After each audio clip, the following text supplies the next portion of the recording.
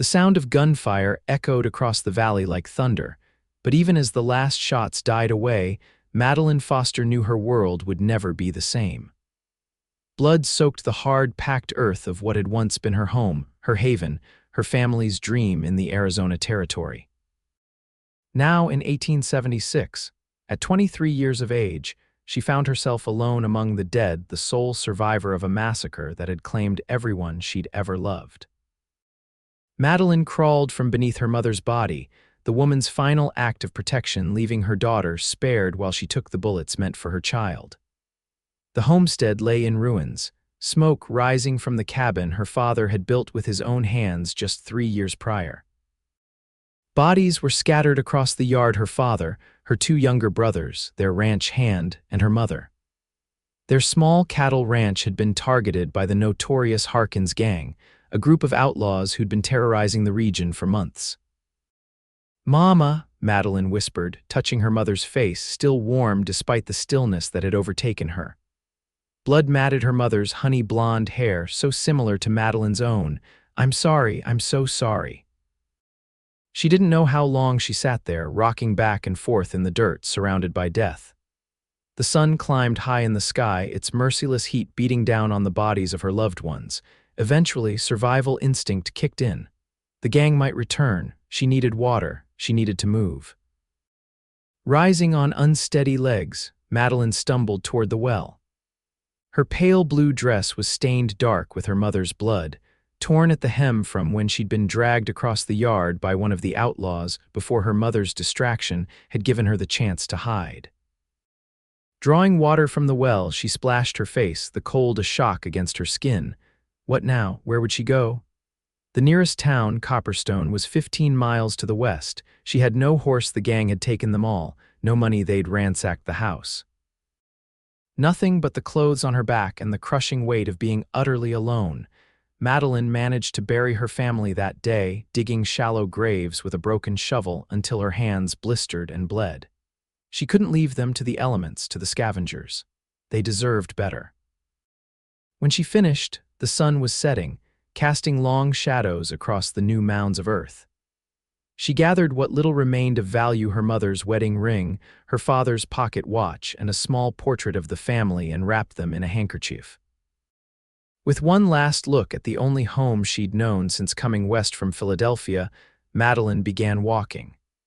She had no destination in mind beyond Copperstone, no plan beyond putting one foot in front of the other. The vast emptiness of the desert stretched before her, as hollow as the space inside her chest where her heart had once been. By midnight, exhaustion and thirst had nearly claimed her. The moon illuminated the trail, but her vision swam and her legs threatened to give out beneath her. When she heard the sound of approaching hoofbeats, she didn't know whether to feel hope or terror. Would it be the Harkins gang, returning to finish what they'd started? Instead, a lone rider appeared, his silhouette tall and broad against the night sky. As he drew closer, Madeline could make out a cowboy hat pulled low over his face, a rifle secured to his saddle. Miss, are you all right?" The deep voice cut through her fog of exhaustion. Madeline opened her mouth to answer, but no words came. Instead, her knees buckled, and the world tilted sideways. The last thing she saw before darkness claimed her was a pair of concerned hazel eyes as the stranger dismounted and rushed to catch her. When Madeline awoke, she was lying on a bedroll near a small campfire. The night air had cooled considerably, but she was wrapped in a warm blanket that smelled of leather and tobacco. She blinked, disoriented, memories of blood and gunfire flashing behind her eyelids. "You're awake." The same deep voice from earlier spoke, and Madeline turned her head to see the cowboy sitting across the fire. In the firelight, she could make out his features' strong jaw covered in stubble, those same hazel eyes now watching her with concern, and dark hair that curled slightly at the nape of his neck. He was younger than she'd initially thought, perhaps late 20s. "I was beginning to worry." Who are you?" Madeline's voice came out as a croak, her throat parched. The man immediately reached for a canteen, moving to her side and helping her sit up enough to drink. "Name's Henry Xavier. I'm a rancher from up near Beaver, Utah." Was heading back from selling some cattle in Yuma when I found you on the trail. He held the canteen to her lips. Small sips now, the water was the sweetest thing Madeline had ever tasted. When she'd had enough, she sank back onto the bedroll, studying the stranger Henry with wary eyes. Thank you. You want to tell me what you're doing wandering alone in the desert at night, miss? Foster, Madeline Foster. She swallowed hard, the memories threatening to overwhelm her again. My family's homestead was attacked. The Harkins gang, they killed everyone, my parents. My brothers, everyone except me. Henry's expression darkened. The Harkins gang, damn outlaws. He ran a hand through his hair. I'm sorry, Miss Foster, that's a terrible burden to bear. Madeline turned away, unwilling to let this stranger see her tears. I was walking to Copperstone. I don't know anyone there, but it's the closest town. Copperstone's still a good 10 miles from here, Henry said. In your condition, that's not a journey to make on foot. He was quiet for a moment. I can take you there in the morning if that's what you want, or, she glanced back at him. Or I could take you with me to Beaver. It's a few days' ride, but it's a decent town, good people. You might find work there, make a fresh start. Madeline considered his offer. She had no ties to Copperstone, no reason to go there beyond proximity. And something in Henry Xavier's steady gaze made her feel safe for the first time since the massacre. Why would you do that for a stranger? She asked. Henry poked at the fire with a stick, sending sparks flying into the night sky. Lost my own family to violence some years back. Apaches raided our homestead when I was 16. I was out hunting, came back to find. He shook his head. Well, I know something about being the one left behind. The shared experience of loss created an immediate bond between them, a thread of understanding that transcended their brief acquaintance. Madeline nodded slowly. I'll go to Beaver. The next morning, they set out at dawn. Henry helped Madeline onto his horse, a sturdy Palomino named Buck, before mounting behind her. She was acutely aware of his presence, his chest solid against her back, his arms on either side of her as he held the reins. It had been a long time since Madeline had been this close to a man who wasn't family, and despite her grief, she found herself noticing the strength in his hands, the gentle way he steadied her when the horse's gait jostled her. It's about 4 days to Beaver from here, Henry explained as they rode. We'll follow the trail north through the mountains. There's a few trading posts along the way where we can get supplies. Madeline nodded, watching the landscape change as they traveled. The desert gave way to more rugged terrain, scrub brush and cacti dotting the land. She tried to focus on the scenery rather than the memories that threatened to consume her. Tell me about Beaver, she said after they'd been riding for several hours. Henry adjusted his hat against the sun. It's a small town, but growing, about 500 people now. Got a hotel, general store, schoolhouse, even a proper doctor who studied back east. Most folks there are ranchers or miners from the nearby hills. And you have a ranch there? I do. Nothing fancy, about 200 acres with a small herd of cattle. Got a decent house, though. My father built it before I was born, added to it over the years. You live alone? Henry was quiet for a moment. Just me and my foreman, Miguel, had a wife once, but she took sick 3 winters ago. Pneumonia? I'm sorry, Madeline said softly. Life out here is hard on women, Henry replied. Something to consider when you're thinking about your future in Beaver. They made camp that evening near a small stream. Henry efficiently set up the bedroll for Madeline before gathering wood for a fire. She watched him work, noting the easy confidence with which he moved, the way he constantly scanned their surroundings, alert for any threat. As they ate a simple meal of jerky and hardtack, Madeline found herself wanting to know more about the man who had rescued her. How did you survive? After the raid on your family, Henry chewed slowly before answering. U.S. cavalry found me wandering in shock. Took me to Fort Lincoln, where I stayed for nearly a year, working in the stables. The commander there, Captain Miller, took a liking to me, taught me to shoot better, to track. When I was old enough, I rode with them for a while as a scout, saved my earnings, eventually bought land in Beaver. You've made a good life for yourself, Madeline observed, tried to.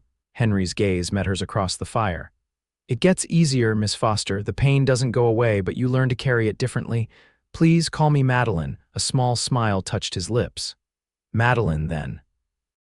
They fell into a companionable silence, the crackling of the fire and the distant call of coyotes the only sounds in the vast wilderness. Madeline found comfort in Henry's presence, in knowing that here was someone who understood the hollow ache of loss that consumed her. When it came time to sleep, Henry gave her the bedroll again, insisting he was fine with his saddle and blanket. Madeline watched as he settled himself on the other side of the fire, his rifle within easy reach. Despite her exhaustion, sleep eluded her. Every time she closed her eyes, she saw her mother falling, heard her brother's screams. "Henry," she called softly. He turned toward her, his face half hidden in shadow. Would you mind talking for a while, just until I fall asleep? The quiet, it's too much." Without hesitation, Henry began to speak, his deep voice weaving tales of the places he'd seen, the people he'd met in his travels. He told her about the magnificent vistas of the Utah Territory, about the wild mustangs that roamed the plateaus, about the first time he'd successfully driven cattle to market on his own. His voice became a tether, anchoring Madeline to the present, keeping the ghosts at bay until finally she drifted into a dreamless sleep. The next 3 days followed a similar pattern. They rode from dawn until dusk, stopping only to rest the horse and eat. Henry proved to be a skilled guide, finding water sources and game trails that made their journey easier. At night, he would set up camp and tell Madeline stories until she fell asleep. As they traveled, Madeline began to notice small changes in herself. There were moments, brief, fleeting instants, when she would forget to be sad. When the majesty of the landscape would capture her attention completely, or when Henry would say something that made her smile despite herself. These moments were quickly followed by guilt, as if by experiencing anything other than grief, she was betraying her family's memory. "It's all right to still feel alive," Henry said quietly one evening after she'd laughed at a story he'd told and then immediately fallen silent, her expression stricken. "Your family wouldn't want you to stop living because they're gone. How do you know what they would want?" Madeline asked, more sharply than she intended. Henry didn't take offense. "Because I know what I would want for those I love, and I reckon most folks feel the same." On the 4th day, they crossed into Utah Territory. The landscape grew more varied, red rock formations jutting from the earth, pine forests in the distance, mountains whose peaks were still capped with snow even in the summer heat. "We'll reach Beaver by nightfall," Henry told her as they stopped to water buck at a clear running stream. "The Andersons run the boarding house there. Good people, they'll give you a fair rate while you get settled." Madeline nodded, though the prospect of arriving in a strange town filled her with trepidation. During their journey, she'd come to rely on Henry's steady presence, his quiet strength. The thought of facing a new life alone was daunting. "What will you do in Beaver?" Henry asked, seeming to sense her unease. Madeline considered the question. "I can sew, my mother taught me, and I know my letters well enough to teach children, perhaps. My father made sure we all had proper schooling, even after we came west." "The town could use a seamstress," Henry agreed. "Mrs. Peterson does some sewing, but her eyesight's failing, and Miss Thompson is looking to retire from teaching at the schoolhouse. She's been talking about moving to San Francisco to live with her sister." The idea that she might have a place in this town, a purpose, kindled a small flame of hope in Madeline's chest. Still, uncertainty gnawed at her. "Do you think people will accept a stranger?" "Someone with no connections, no history they know," Henry's expression softened. "Beaver's full of folks who came from somewhere else, looking to start over. Most everyone has a story they don't tell. No one will press you for details you don't want to share." As promised, they reached Beaver just as the sun was setting. The town was larger than Madeline had expected, with a main street lined with buildings, a general store, a church, a blacksmith shop, and what appeared to be a saloon at the far end. People were still about, finishing their day's business or heading home for supper. Henry drew Buck to a halt in front of a 2-story clapboard building with a sign that read, "Anderson's Boarding House." Several people on the street called greetings to him, their curious gazes lingering on Madeline. "Henry Xavier, about time you showed your face around here again," a robust woman called from the porch of the boarding house. She was perhaps 50, with graying brown hair and a friendly face. "And who might this be, Mrs. Anderson? This is Miss Madeline Foster," Henry said, helping Madeline dismount. "She's new to Beaver, looking for a fresh start. I was hoping you might have a room available." Mrs. Anderson's keen eyes took in Madeline's travel-worn appearance and the fatigue etched on her face. Whatever questions she had, she kept them to herself. "Of course, dear. We've got a lovely room on the second floor with a view of the mountains. Come in, come in. You look like you could use a hot meal and a proper bath." Madeline turned to Henry, suddenly reluctant to part ways. "Thank you for everything. I don't know how I can repay you." "No need," Henry said, his hazel eyes warm in the fading light. "Anyone would have done the same." "No, they wouldn't have," Madeline replied softly. "Most would have kept riding." A moment of understanding passed between them, an acknowledgement of the connection they'd formed during their journey. Then Mrs. Anderson was ushering Madeline inside, promising hot stew and fresh bread, and the moment was broken. "I'll check on you tomorrow," Henry called after her. "Make sure you're settling in all right." Madeline nodded, then allowed herself to be led into the boarding house where the promise of comfort awaited. As Mrs. Anderson showed her to her room, chattering about the town and its residents, Madeline found herself glancing out the window toward where Henry still stood with his horse. He looked up, as if sensing her gaze, and tipped his hat before mounting and riding away. For the first time since the massacre, Madeline felt something other than despair. It wasn't happiness, she was far from that, but it was a tentative sense that perhaps survival was possible after all. True to his word, Henry appeared at the boarding house the following morning. Madeline had just finished a breakfast of eggs and biscuits when Mrs. Anderson announced she had a visitor. She found him in the parlor, hat in hand, looking somewhat uncomfortable among the doilies and floral upholstery. "You came," Madeline said, unable to keep the pleasure from her voice. Henry's expression brightened at the sight of her. She was wearing a borrowed dress from Mrs. Anderson, a simple blue gingham that was a bit too large but clean and presentable. Her honey blonde hair was neatly braided and pinned up, and the dark circles under her eyes had faded somewhat after a night in a real bed. "Said I would, didn't I?" Henry replied. "Thought I might show you around town, introduce you to some folks who might help you get established here." Madeline agreed readily, eager to explore her new home and, though she wouldn't admit it aloud, to spend more time in Henry's company. The town was bustling with activity as they walked down the main street. Henry pointed out the various businesses and introduced her to people they encountered: Mr. Wilson at the general store, Dr. Thompson, whose wife ran the millinery, Sheriff Davis, who tipped his hat respectfully. "And this is my friend, Mrs. Elena Santos," Henry said as they approached a woman arranging flowers outside a small shop with a sign reading "Santos Apothecary and Remedies." Elena Santos was a striking woman in her 30s with dark hair and warm brown eyes. "Henry, I was wondering when you'd return from your trip south." Her gaze shifted to Madeline with interest. "And who is your companion?" After introductions were made, Elena insisted they come inside for tea. The shop was filled with the scents of herbs and tinctures, shelves lined with bottles and jars of various remedies. A curtain at the back presumably led to living quarters.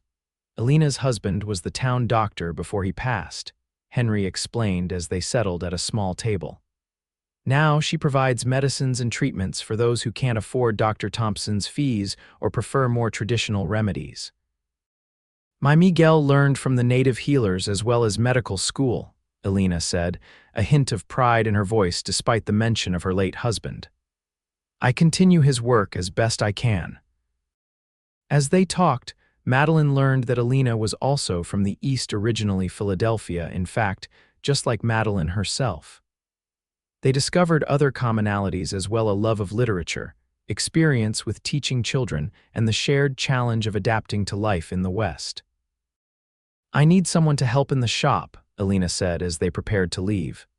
"Someone who can read labels and has a steady hand for measuring. Would you be interested in working here? The pay isn't much, but it would give you a start." Madeline was touched by the offer. That's very kind of you. I would like that very much. Good, Elena smiled. Come tomorrow morning and we'll begin. As they continued their tour of the town, Madeline couldn't help but notice the way people responded to Henry. There was respect in their greetings, but also genuine affection. He was clearly well regarded in Beaver. Your ranch is outside of town, she asked as they walked toward the livery stable where Henry had left Buck. About 3 miles north, he nodded. Not far. I come into town regularly for supplies and to see friends. He hesitated, then added, You'd be welcome to visit sometime.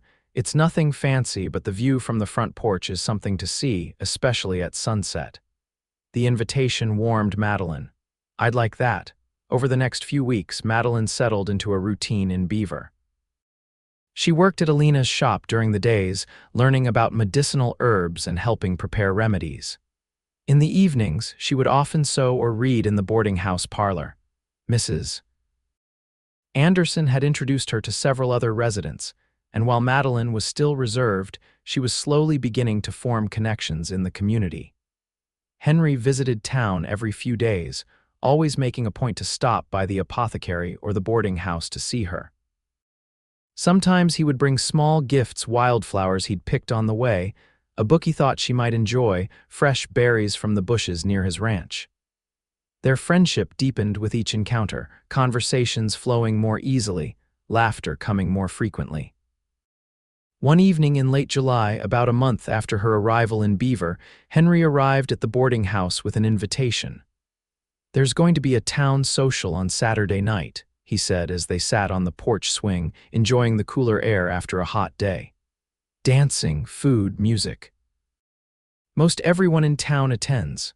That sounds nice, Madeline replied, watching a hummingbird dart among the hollyhocks that bordered the yard. I was wondering if you might like to attend, with me.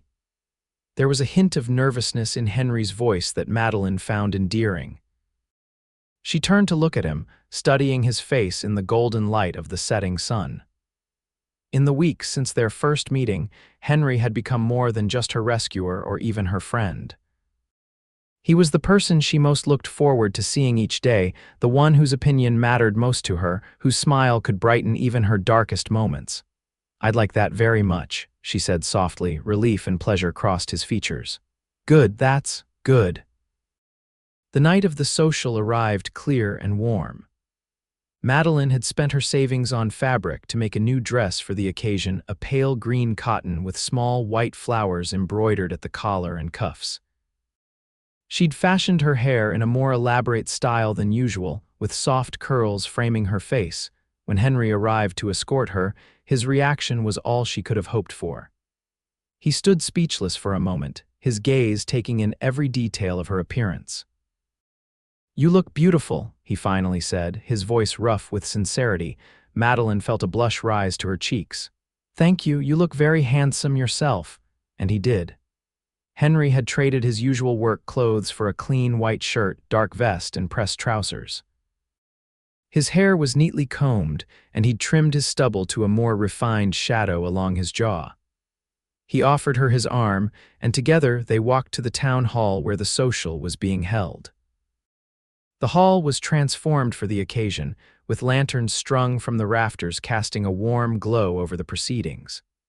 A small band played at one end, and tables laden with food lined the walls. It seemed the entire town had turned out, from the youngest children to the oldest grandparents. As they entered, Madeline was greeted warmly by people she'd come to know during her time in Beaver. Elena Santos waved from where she was serving punch. Mrs. Anderson beamed approvingly at the sight of Madeline and Henry together. Would you like to dance?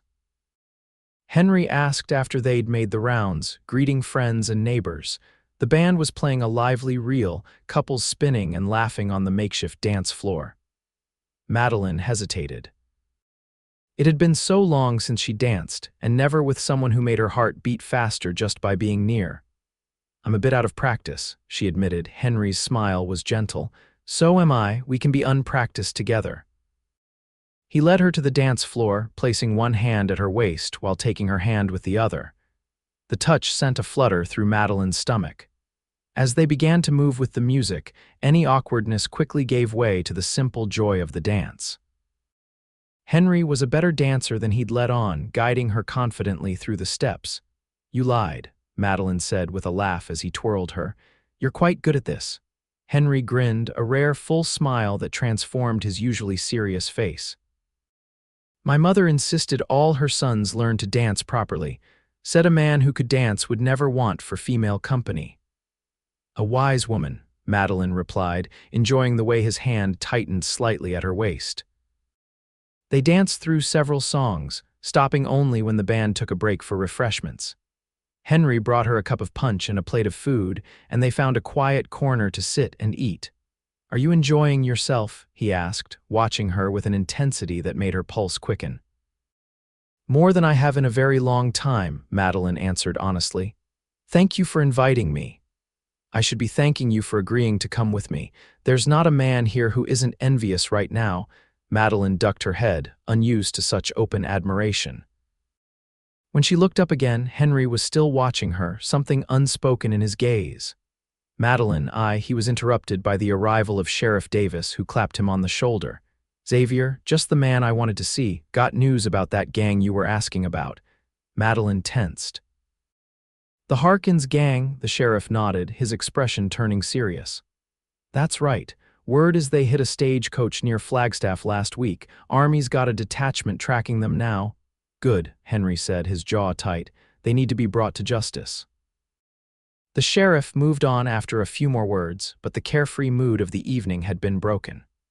Memories of the massacre threatened to overwhelm Madeline, the sounds of gunfire and screams suddenly vivid in her mind. Henry noticed the change immediately. "Do you want to leave?" She nodded, unable to speak past the tightness in her throat. Henry wasted no time in making their excuses and escorting her out into the night air. They walked in silence for a while, Henry matching his pace to hers, giving her the space she needed to regain her composure. "I'm sorry," she finally said as they reached the boarding house. "I didn't mean to ruin the evening." "You didn't ruin anything," Henry assured her, guiding her to sit on the porch swing. "Some wounds take longer to heal than others. There's no shame in that." Madeline took a shaky breath. "I thought I was doing better, and I am, most days, but then something will remind me and it's like it just happened all over again." "I know," Henry said quietly. "For years after I lost my family, I'd have moments where grief would hit me like a physical blow, still do sometimes." "Does it ever really go away?" "No," he answered honestly, "but it changes.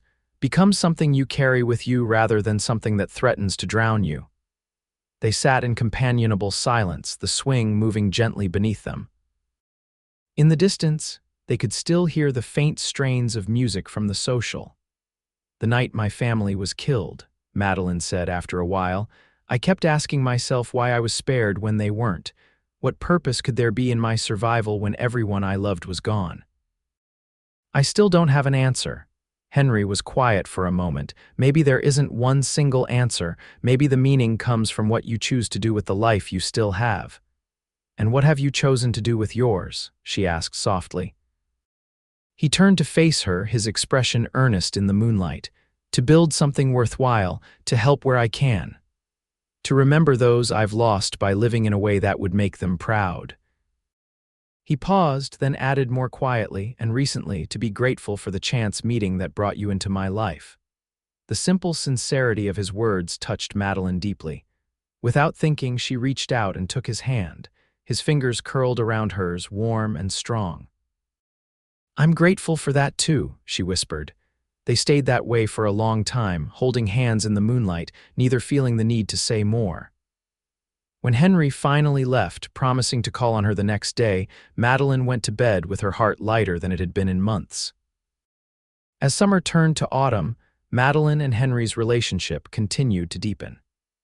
He began taking her riding on Sundays, showing her the beauty of the land around Beaver, the changing colors of the aspen groves, the clear mountain streams, the sweeping vistas of valley and plateau. On one such ride in late September, he took her to his ranch for the first time. The Xavier Ranch was everything Henry had described: a well-built house of stone and timber set against a backdrop of pine-covered hills. with corrals and barns for the cattle and horses. Miguel, Henry's foreman, greeted them warmly, his weathered face breaking into a smile at the sight of Madeline. "About time you brought the señorita to visit," he said to Henry with a knowing look. "The house could use a woman's touch." Henry showed her around proudly the sturdy barn his father had built, the spring-fed stream that ran through the property, the vegetable garden that supplied much of their food. Inside the house, Madeline was surprised by the comfortable furnishings and the small library of books. "My mother loved to read," Henry explained as Madeline ran her fingers along the spines of volumes ranging from Shakespeare to more recent works. "She taught all of us the value of education, even out here where it's easy to think such things don't matter." In the kitchen, Henry prepared a simple meal while Madeline set the table. There was an easy domesticity to their interactions, as if they'd been sharing such tasks for years rather than hours. "I could get used to this," Henry said quietly as they sat down to eat. The words hung between them, full of possibility. Madeline felt her heart skip a beat at the implication. "So could I," she admitted. After the meal, they sat on the front porch to watch the sunset, just as Henry had promised that first day in Beaver. The sky was ablaze with color deep oranges and reds fading to purple as the sun sank behind the distant mountains. "It's beautiful," Madeline breathed. "Yes," Henry agreed, though when she turned, she found him looking not at the sunset but at her. The intensity in his gaze made her breath catch. Slowly, giving her plenty of time to pull away if she wished, he leaned forward and pressed his lips to hers. The kiss was gentle at first, a question more than a demand. When Madeline responded, her hands coming up to rest on his chest, it deepened into something more passionate. All the feelings that had been building between them over the months, affection, respect, desire, seemed to pour into that single connection. When they finally broke apart, both breathing harder than before, Henry rested his forehead against hers. "I've been wanting to do that for a while now," he confessed. "What took you so long?" Madeline asked with a small smile. Henry brushed a strand of hair from her face. "I needed to be sure you were ready, that you weren't just grateful to me for helping you when we met." "It's far more than gratitude I feel for you, Henry Xavier," Madeline said softly. His answering smile was like the sunrise, full of hope and promise. "Good, because I'm falling in love with you, Madeline Foster. Have been since the moment you opened your eyes by that campfire and looked at me like I might be worth trusting despite all you'd been through." The words sent a wave of warmth through Madeline's chest. "I think I started falling in love with you when you told me stories to help me sleep that first night." Henry kissed her again, and Madeline knew with absolute certainty that despite all the tragedy that had led her here, she had somehow found her way home. Their courtship progressed swiftly after that day. Henry began calling at the boarding house every evening he was in town, taking Madeline for walks or simply sitting with her on the porch swing. On Sundays, they would attend church together, then spend the afternoon at his ranch. Elena noticed the change in Madeline immediately. "You're glowing," she observed one morning at the shop. "Love agrees with you." Madeline couldn't deny it. Despite the grief that still lingered, joy had found its way into her life again. She loved her work at the apothecary, had made true friends in Beaver, and most of all, had found in Henry a partner who understood her completely. In late October, nearly 4 months after her arrival in Beaver, Henry invited Madeline to a special dinner at his ranch. "Wear something nice," was all he would say about the occasion. When he picked her up that evening, Madeline was wearing her best dress, a deep blue wool with a fitted bodice and full skirt. Henry looked particularly handsome in a clean black suit, his hair slicked back neatly. "You're very mysterious tonight," Madeline teased as they rode toward the ranch. Henry just smiled. "Patience is a virtue, or so my mother always said." When they arrived, Madeline was surprised to find the house transformed. Lanterns lit the path to the front door, and inside, the table was set with what appeared to be Henry's finest china and silverware. A fire crackled in the hearth, and the delicious smell of roasting meat filled the air. "Miguel helped me prepare everything before he left for town," Henry explained. "I wanted tonight to be special." He served a meal that rivaled anything Madeline had eaten since leaving Philadelphia: roast beef with potatoes and carrots, fresh bread, and a berry pie that Henry admitted Mrs. Anderson had made for the occasion. "You went to a lot of trouble," Madeline said as they finished their meal. "You're worth the trouble," Henry replied.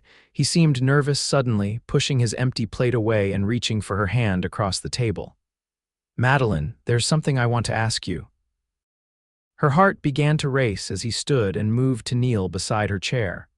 From his pocket, he withdrew a small ring, a simple gold band set with a modest diamond. "It was my mother's," he said, his voice husky with emotion.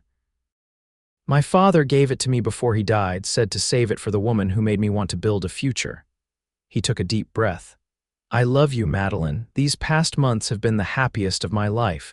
Would you do me the honor of becoming my wife?" Tears filled Madeline's eyes, but they were tears of joy. "Yes," she whispered. "Yes, Henry, I'll marry you." His face lit up with such happiness that it nearly took her breath away. He slid the ring onto her finger, a perfect fit, and then pulled her to her feet and into his arms. The kiss they shared was a promise, a pledge of all they hoped to build together. They decided on a December wedding, giving them time to prepare while still allowing them to start the new year as husband and wife. The news of their engagement spread quickly through Beaver, met with general approval and even excitement. Madeline was no longer seen as a newcomer but as a member of the community, and Henry was well respected by all. In mid-November, an unexpected telegram arrived for Henry. Madeline was at the apothecary when he came to find her, his expression grave. "What is it?" she asked, immediately concerned. "The Harkins gang has been captured," he said, handing her the telegram. "They're being held in Phoenix awaiting trial. The marshal there wants us both to testify about what happened to your family." Madeline felt as if the ground had shifted beneath her feet. The prospect of facing the men who had murdered her family, of reliving that terrible day in a courtroom, was overwhelming. Yet there was also a sense of justice finally within reach. "When would we need to go?" she asked, her voice steadier than she felt. "The trial is set for early December. We'd need to leave next week." Madeline nodded slowly. "Then we'll go. I need to see this through for my family." Henry drew her into his arms, heedless of Alina watching from behind the counter. "We'll face it together, and when it's over we'll come home and get married, start our life together with that chapter closed." The journey to Phoenix was long and difficult, bringing Madeline back through the territory where she'd lost everything. Henry remained steadfast at her side, his quiet strength supporting her when memories threatened to overwhelm her. Phoenix was larger and more developed than Beaver, with brick buildings and actual paved streets in the town center. The courthouse was imposing, a statement of law and order in the still wild territory. Inside, Madeline and Henry met with the prosecutor, a serious man named Johnson who had been building the case against the Harkins gang for months. "Your testimony is crucial, Miss Foster," he explained. "You're the only witness to the massacre at your family's homestead. Combined with evidence from other robberies and murders, it should be enough to see them hang." The trial began the following day.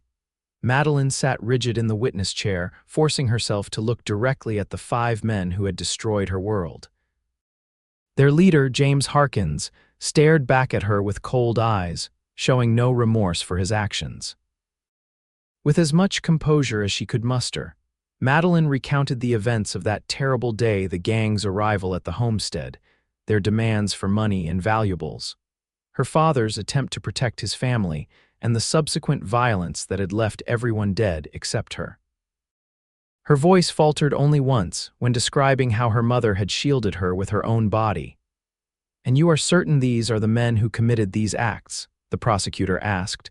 "I will never forget their faces," Madeline answered firmly. "Especially his," she pointed at James Harkins. "He gave the order to kill everyone." The defense attorney tried to discredit her testimony, suggesting she was too distraught to accurately remember what had happened or who was involved. But Madeline remained steadfast, her clear recollection and quiet dignity making her a compelling witness. Henry testified next. confirming the condition in which he'd found Madeline and the details she'd shared with him immediately after the massacre.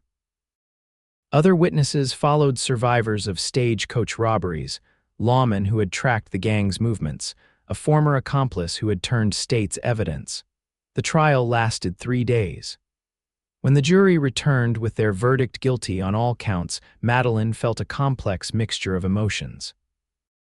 There was relief that justice would be served, but no real sense of closure. The guilty verdict couldn't bring her family back or erase the trauma of what she'd endured. After the sentencing, she and Henry stood outside the courthouse in the winter sunshine. "How do you feel?" he asked gently. Madeline considered the question. "Like I've done what I needed to do for my parents and brothers, like they can rest easier now," she looked up at him, "and like I'm ready to go home and become your wife." Henry's expression softened. "Home to Beaver it is then." They returned to find the town in the midst of preparations for Christmas and for their wedding. Mrs. Anderson had taken charge of the arrangements, working with the ladies of the church to ensure everything would be perfect. "Nothing elaborate," she assured Madeline when they returned.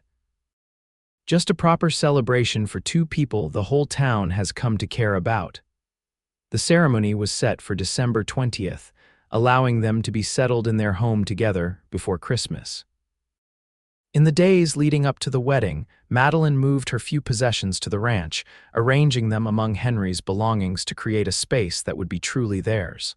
On the morning of her wedding day, Madeline woke early.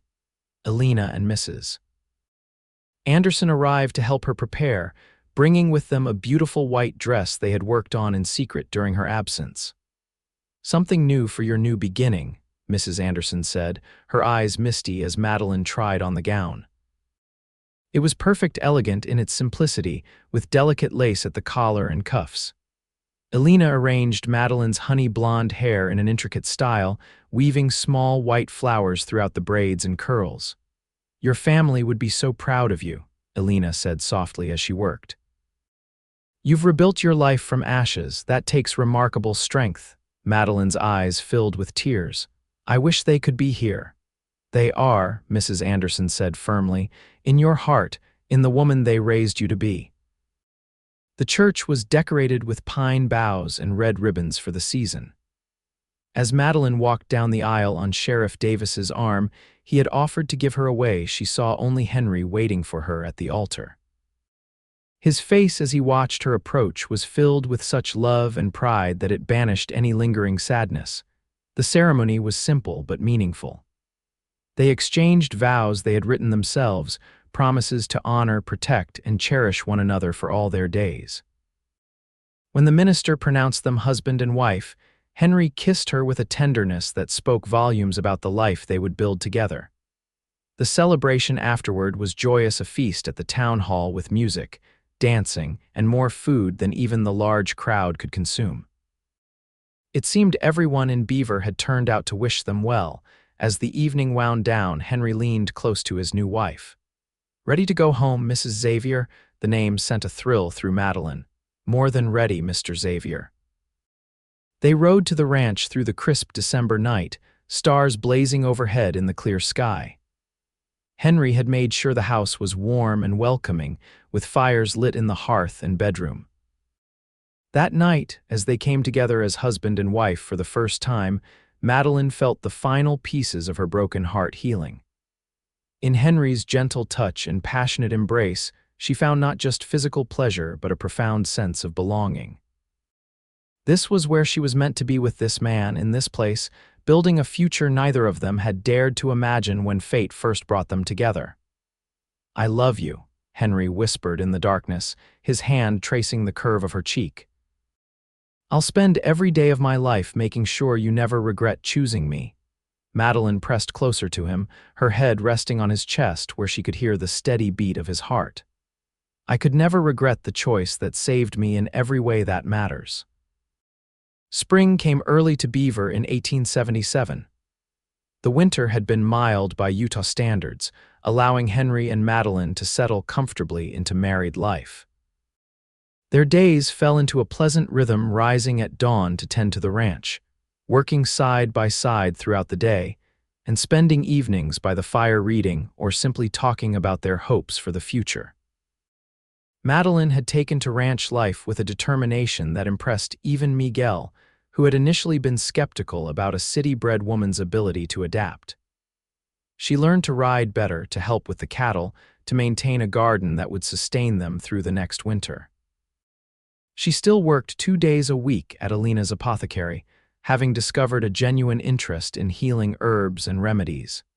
In April, as the wildflowers began to carpet the hillsides, Madeline made a discovery that would change their lives forever. She'd been feeling unusually tired with occasional bouts of nausea in the mornings. Alina, with her healer's knowledge, confirmed what Madeline had begun to suspect. "You're with child," Alina told her with a smile. "About 2 months along, I'd guess, you'll have a winter baby." Madeline was overcome with emotion at the news. A child, a new life created from the love she and Henry shared. It seemed like a miracle after all the death she had witnessed, a promise that life would continue despite loss. She waited until that evening to tell Henry, after they'd finished supper and were sitting on the porch watching the sunset, their favorite way to end the day. "I have something to tell you," she began, suddenly nervous though she knew he would be overjoyed. Henry turned to her, concern immediately crossing his features at her serious tone.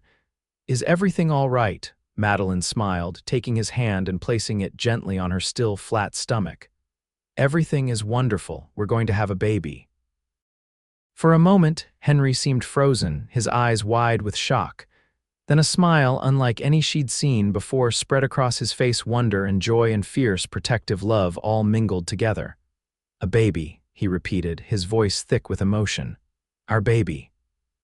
He gathered her into his arms, holding her as if she were the most precious thing in the world. Madeline felt his tears against her hair and knew they were tears of happiness.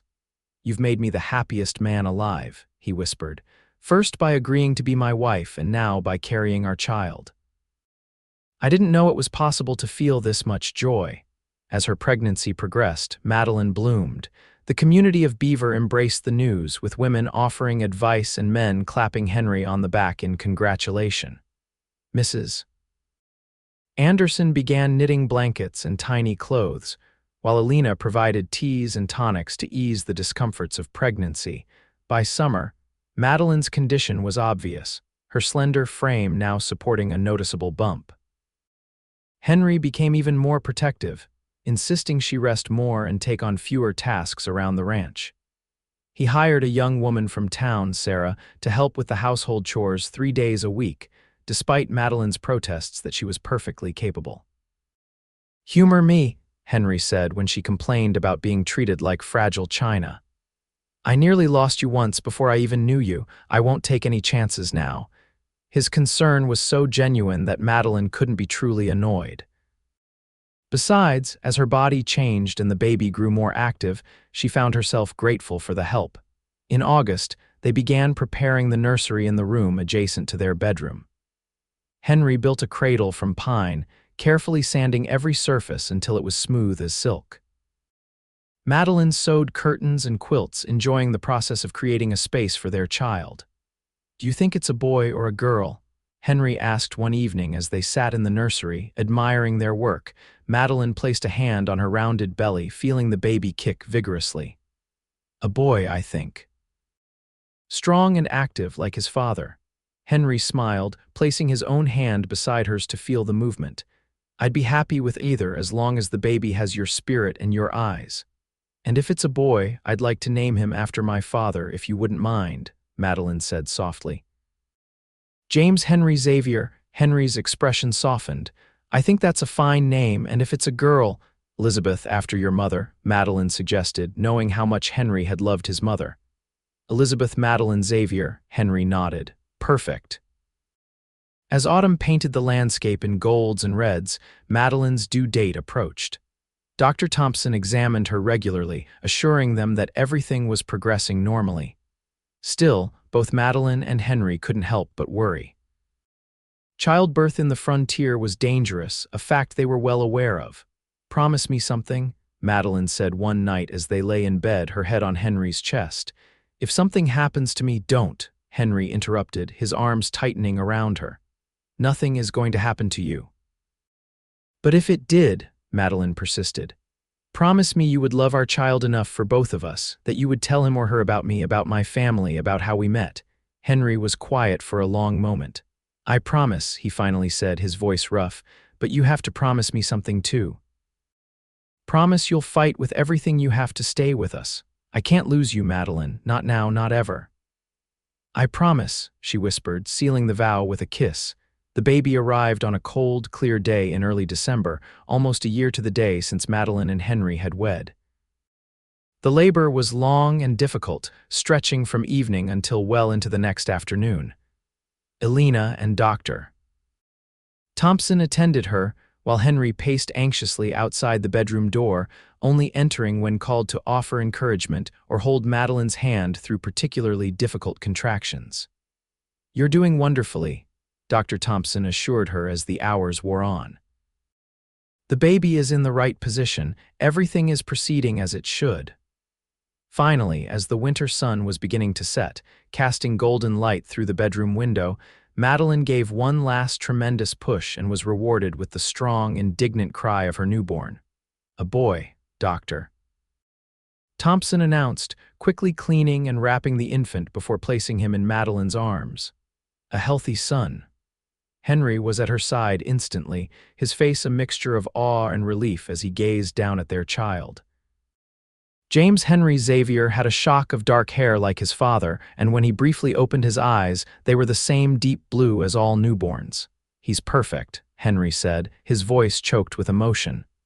"And you were amazing." Madeline smiled tiredly, the exhaustion of labor fading in the face of the overwhelming love she felt for the tiny being in her arms. "We did it. We made a family." The first months of James's life passed in a blur of feedings, diaper changes, and precious moments of discovery. He grew quickly, a strong, healthy baby with his father's dark hair and a temperament that veered between his mother's thoughtfulness and his father's determination. By the time spring arrived again, bringing with it James's first Easter, Madeline had fully settled into motherhood. She found a deep satisfaction in caring for her son, in watching him develop and grow. In seeing Henry embrace fatherhood with the same wholehearted commitment he brought to everything he valued. On a warm day in May, just over a year since she'd learned she was expecting, Madeline took James to visit the graves of her family. Henry had suggested the trip, understanding her need for this connection, this way of introducing her son to the grandparents and uncles he would never know. They'd traveled for several days to reach the site of her former home in Arizona. A new family had purchased the property, rebuilding the cabin that had been destroyed in the massacre. They were kind people who understood Madeline's pilgrimage and allowed her privacy for her visit. The graves were well maintained, the simple wooden crosses her own hands had fashioned replaced with proper headstones, a gesture Henry had arranged without telling her until it was done. Madeline stood before them, James in her arms, the desert wind stirring her hair as it had on that terrible day nearly 2 years before. "This is your grandson," she said softly to the silent stones. "James Henry Xavier, he has father's chin and mother's smile, I think. And I wish so much that you could have known him." She told them about her life in Beaver, about Henry and the ranch, about the community that had embraced her. She spoke of her hopes for James's future and of her continued love for the family she had lost. And finally, she told them of her peace, hard-won but genuine. "I understand now why I survived," she said, tears rolling freely down her cheeks. "Not because of any grand purpose or design, but because life continues, because love doesn't end with death. I carry you with me in everything I do, in every lesson I teach James, in every story I'll tell him about his brave grandparents and uncles." When she had said all she needed to say, Henry joined her, his arm around her waist as they stood together before the graves. "Thank you," he said to the headstones, "for raising a daughter of such remarkable strength and grace. I promise to cherish her and protect her for all my days." They returned to Beaver with a sense of completion, of a circle closing. Madeline had made her peace with the past and could now fully embrace her future. That future proved to be rich and full beyond anything she could have imagined in those dark days after the massacre. 2 years after James's birth, Madeline gave birth to twins, a boy they named Michael, after Henry's father, and a girl they called Elizabeth, as planned.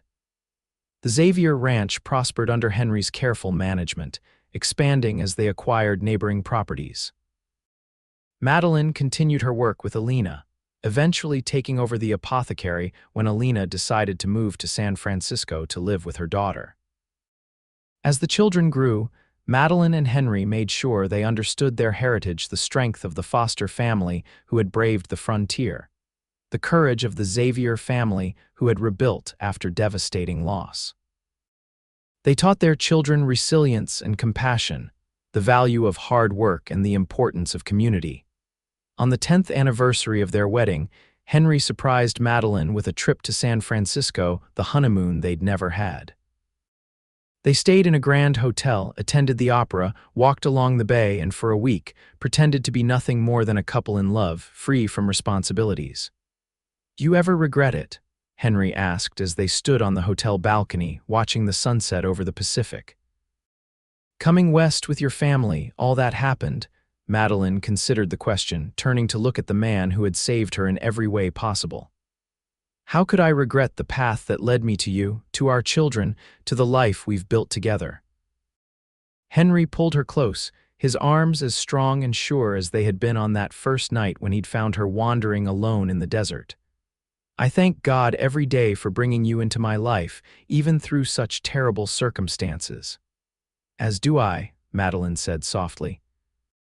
"You gave me a reason to keep living when I thought all reasons were gone. You helped me build a life I love from the ashes of the one I lost."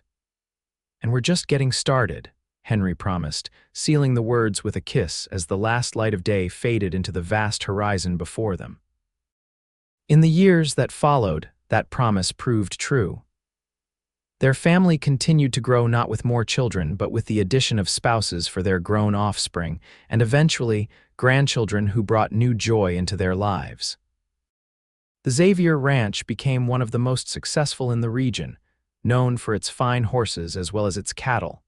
Madeline and Henry weathered the changes of the territory becoming a state, of the frontier giving way to more settled times. They faced challenges together: droughts, economic downturns, the occasional illness or injury. But through it all, their bond remained unbreakable, forged in the fire of shared tragedy and tempered by years of shared joy. On their 30th wedding anniversary, with their children and grandchildren gathered around them, Madeline looked at Henry, his hair now more gray than brown, lines of experience etched around his eyes and mouth. But those same hazel eyes still watching her with unwavering love, and knew that she had been blessed beyond measure. "Thank you," she whispered as they stood together on the porch of the home they'd shared for 3 decades, watching their grandchildren play in the yard. "For what?" Henry asked, his arm around her waist just as it had been countless times before. "For finding me that night, for bringing me home. For giving me this life." Henry smiled, the same smile that had first begun to heal her broken heart so many years ago. "Thank you for living it with me." As the sun set behind the mountains, painting the sky in colors no artist could capture, Madeline Foster Xavier knew with absolute certainty that she had found her purpose in this world, not in any grand design or heroic deed, but in the simple, profound act of loving and being loved in return. From the darkest moment of her life had come the greatest light, a journey from despair to hope that had shaped her into the woman she was now, strong, content, and boundlessly grateful for the second chance she'd been given. And as Henry's lips found hers in a kiss as sweet as their first, Madeline knew that some endings were really beginnings in disguise, and that love, true and steadfast, could indeed rise from the ashes of even the most devastating loss.